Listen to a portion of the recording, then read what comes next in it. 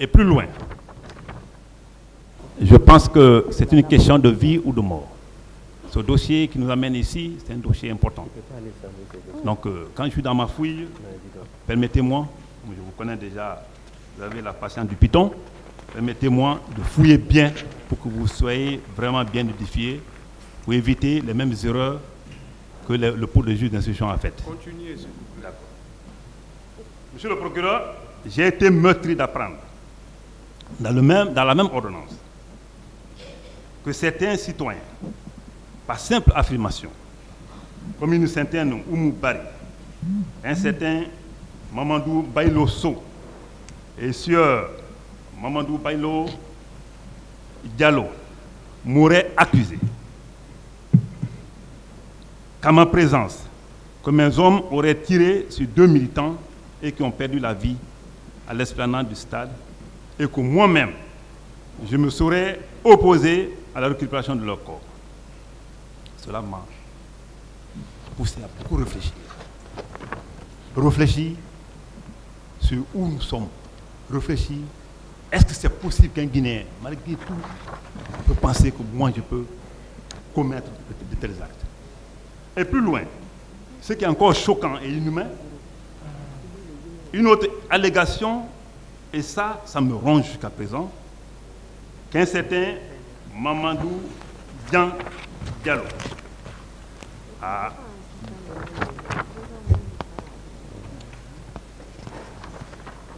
a confirmé ou affirmé que moi-même je m'aurais rendu coupable de meurtre en tirant sur un militant devant lui sans la moindre preuve, et les pouls d'instruction ont validé cela et l'ont mis dans l'ordonnance de renvoi, une manière d'impacter mon image, ma dignité, ma réputation et mettre à l'eau tout ce que j'ai fait pour ce pays pendant les 14 ans. Monsieur le Président, je pense que cette ordonnance de renvoi, comme si c'était la Fatia, a impacté le colonel Tchiboro. Voilà les passages qui méritaient les confrontations devant le cours du juge d'instruction si on voulait vraiment faire un travail sérieux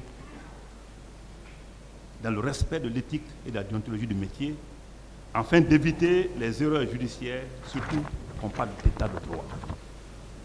Alors que je les avais dit, messieurs, faites tout pour que je sois confronté à ces gens-là.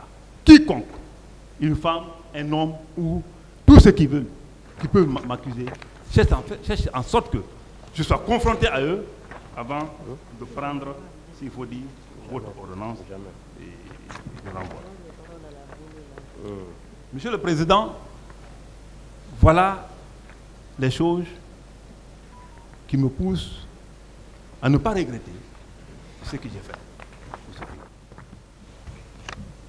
J'ai un ami qui m'a appelé, avant que je ne vienne ici, qui m'a toujours appelé d'ailleurs, et qui me pose la question, pourquoi tu es venu dans ce stade? Je l'ai dit tantôt que je suis soldat. Si ça tire encore demain à Madina, j'y serai. Tant que je ne meurs pas, moi je serai toujours devant les faits. Je suis déjà.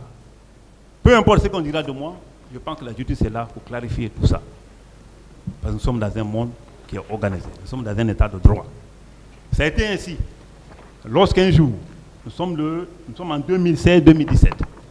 Lorsqu'un jour, c'était au temps de Saïdou Fofana, à la maison centrale ici, je sais que vous êtes tous au courant, quand un qui nourrit s'est fait entendre ce jour là-bas. J'étais le premier là-bas. J'étais le premier. Aucun officier supérieur de ce pays ne te dira à l'époque qu'il est venu là-bas avant moi.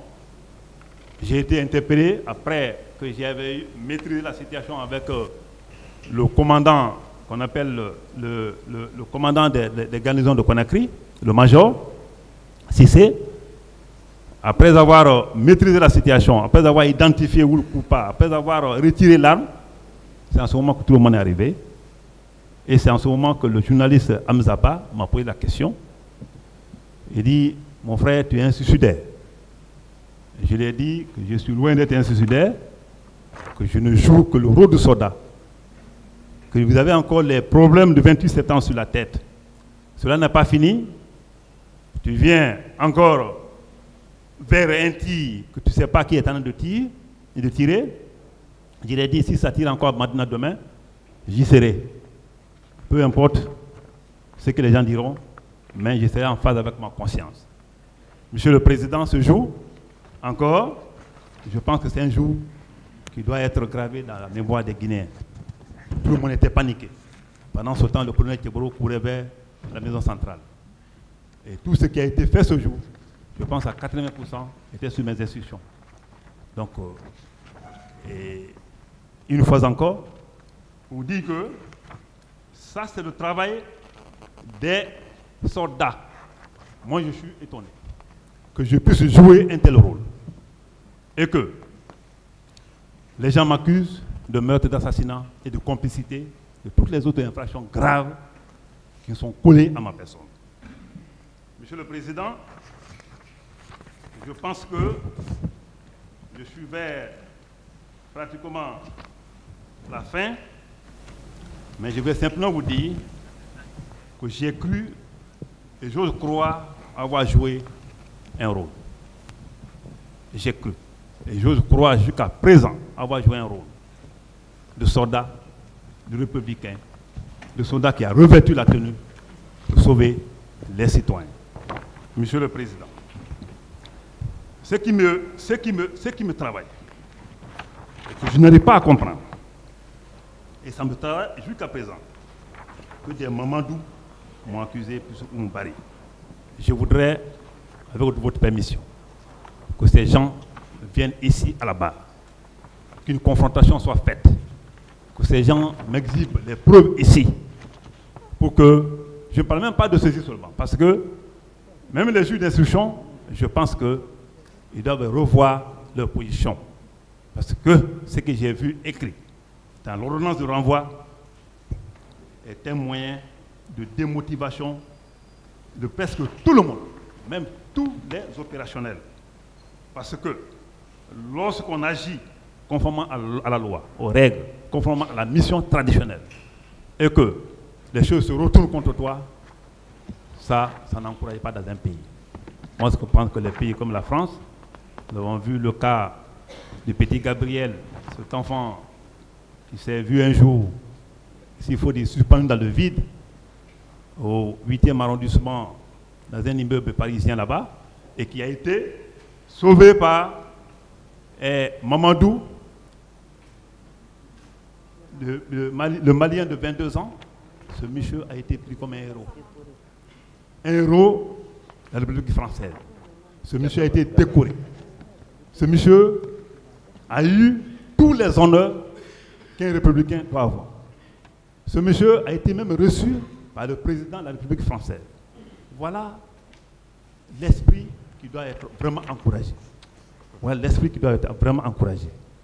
Donc, Monsieur le Président, honorable assesseur, voilà, en un mot, j'ai d'autres problèmes à dire, mais je me dis que je garde pour le moment dans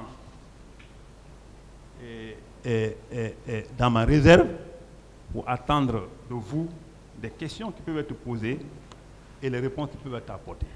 Sinon, Monsieur le Président, j'ai voulu juste ne pas occulter un petit passage. Un grand passage pour moi, mais un petit passage pour un certain Guinéen. C'est comment je me vois aujourd'hui. Quelle est la qualification que je me donne moi-même? Je suis qui pour le Guinéen? Si je mourais au stade, je serais qui aux yeux de la population guinéenne? Est-ce qu'il y a un criminel? Est-ce qu'il y a un soldat qui a accompli une mission honorable? Une mission patriotique? Une mission de devoir? Ça, c'est la première question. La deuxième question, après le moment que ce jugement a été programmé, j'ai fait un repenti actif sur le passé. J'ai fait une réflexion sur le passé. J'ai dit, C'était la première fois, sinon ça fait au moins 2 ans, le colonel Coplan et moi, on ne s'appelle pas. Quand le jeu m'a été programmé, je l'ai appelé. Il dit Coplan, il dit oui. Il dit, je suis déçu. Je suis déçu de ce pays.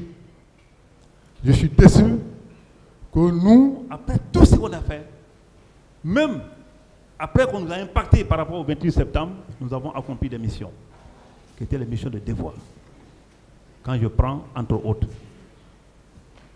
les conflits intercommunautaires que la région forestière a connus. Je l'ai expliqué. Mon ami, si on mourait ce jour là-bas, on serait des gens perdus. Ce sont nos parents qui allaient perdre, nos enfants allaient perdre, nos épouses allaient perdre. Mais nous sommes dans un pays où le devoir bien accompli est toujours mal récompensé. Nous sommes dans un pays où les gens, s'ils veulent t'impacter, ils ne regardent même pas Dieu. Ils ne pensent même pas qu'on va tous mourir un jour, Monsieur le Président. J'ai dit à Coplan, à M. Coplan, regardez un peu le jour qu'on est arrivé en 2011 à Galapaï. Il était avec lui. 29 morts, calcinés. On a fait 3 mois pour résoudre ce conflit et faire des pactes de non-agression entre les citoyens de cette localité avant d'y quitter.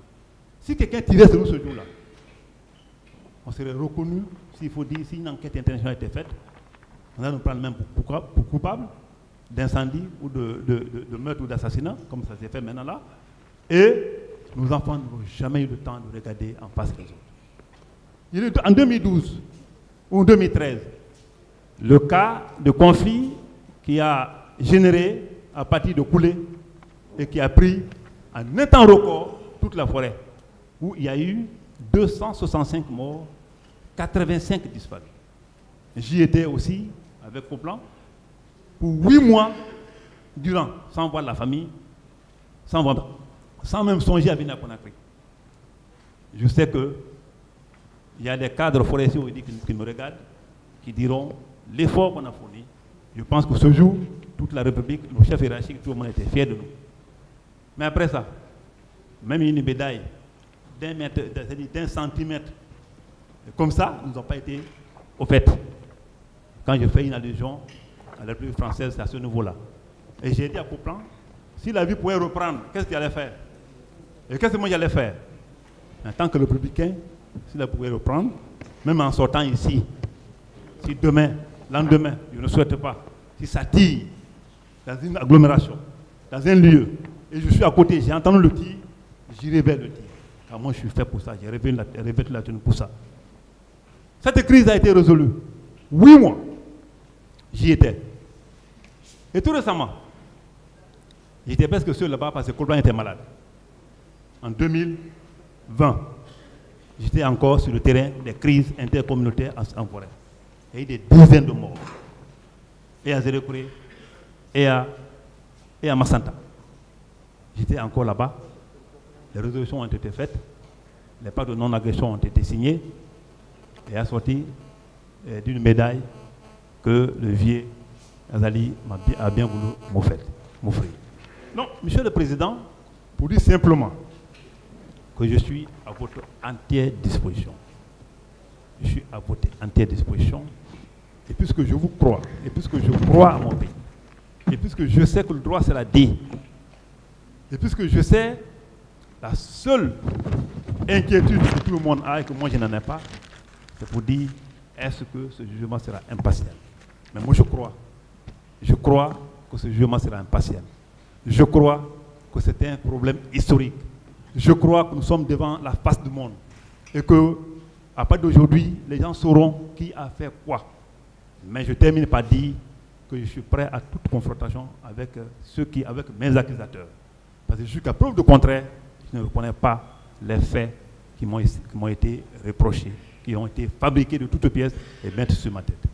Je suis à votre disposition pour répondre à toute question, je dis bien à toute question de votre convenance, si c'est pour la manifestation de la vérité dans ce dossier. Je vous remercie. Monsieur Moussa Tchegboro Kamara. Président, Monsieur le Président. Au moment des faits, quelle fonction occupiez-vous? Au moment des faits, à quel moment? Au moment des faits. Au moment de ces faits dont vous venez de relater, J'étais secrétaire général, secrétaire d'État à la présidence, chargé des services spéciaux, la lutte contre la drogue et le grand banditisme. et quelles étaient vos prérogatives? C'est non seulement, comme vous l'avez dit, comme la dénomination dit, le dit, lutter contre la drogue. Éloignez-vous un peu du micro, qu'on puisse comprendre ce que vous dites. C'est votre micro là qui n'est pas aussi bien. Éloignez-vous seulement un peu. Ouais. Les faits. Je disais bien que mes prérogatives étaient la lutte contre la drogue, le grand banditisme et les services spéciaux. Vous avez fini? Oui. Je n'ai pas compris. Vos Mes prérogatives. prérogatives étaient la lutte contre la drogue. La lutte contre la drogue. Contre la drogue. La lutte contre le grand banditisme et les services spéciaux. En un mot, qu'est-ce que ça veut dire? En un mot, ça veut dire que j'étais chargé de lutter contre la drogue, de lutter contre les grands bandits et faire les services spéciaux. Ce jour, C'est tout? ce jour, Oui. est-ce que vous étiez chargé du maintien d'ordre au stade? Pas de tout. Vous n'y étiez pas chargé. Pas Quels de- étaient les services qui étaient chargés? Bon, je ne sais pas quels sont les services qui étaient chargés, mais ce que je sache, en cas de maintien d'ordre, les services traditionnels sont connus pour lutter, pour faire le maintien d'ordre. Vous ne savez pas les services qui étaient là. Non, Qui je étaient savais. chargés Non, du maintien d'ordre, vous non, ne savez pas. Oui, monsieur le Président, quand vous dites quels étaient les chefs qui étaient chargés, ça sous-entend quelque chose. Vous avez dit que vous ne saviez pas les services qui étaient chargés du maintien Je d'ordre ne ce jour. vous ai pas dit ça, monsieur le Président. J'ai bien dit. Alors, est-ce que vous savez, est-ce que vous connaissez les services qui étaient chargés du maintien d'ordre au stade ce jour? Je reprends la question. Non. C'est-à-dire, j'ai deux compréhensions par rapport à ce que vous dites. Il faut qu'on se comprenne. Est-ce que vous saviez les services qui étaient chargés? Ça, je dis non. Moi, ma question Mais- est claire, hein, monsieur Oui. Camara. Oui, mais Ma je dis question, bien s'il sûr, vous plaît, je dis bien sûr s'il vous qu'en plaît, cas de maintien d'ordre, S'il vous plaît, Oui. c'est des questions de précision que je suis en train de poser. Vous avez parlé, hein, on vous a suivi. Ouais. Donc, c'est des questions de précision que je pose. Répondez aux questions que je pose, s'il vous plaît. Je repose encore. Oui. Quels étaient les services chargés du maintien d'ordre ce jour au stade du 28 septembre? Les services que j'ai vus de passage en partant chez moi, c'était la gendarmerie et la police, les CMS, les mobilos et les Est-ce que CMS. vos services étaient là ce jour? Vos Moi- services? Oui, comme je l'ai dit traditionnellement, mes services, tous les jours que Dieu faisait, pendant que nous étions dans cette phase de lutte contre les grands bandits et autres, et les trafiquants, tous les matins que Dieu faisait, mes services sortaient pour faire les patrouilles nocturnes et d'huile